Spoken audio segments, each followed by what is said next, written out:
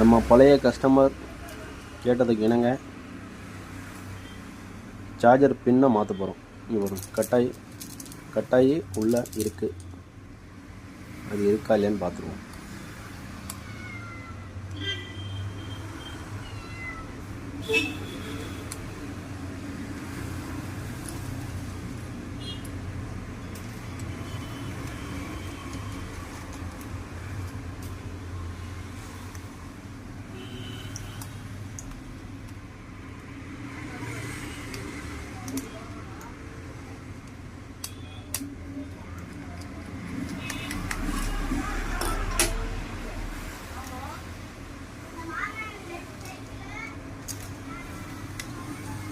Charger பின்னு cut ஆகிடுச்சு பாருங்கள்.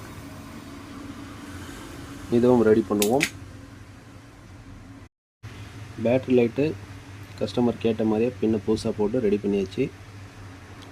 Charge சூப்பராக ஏறுது.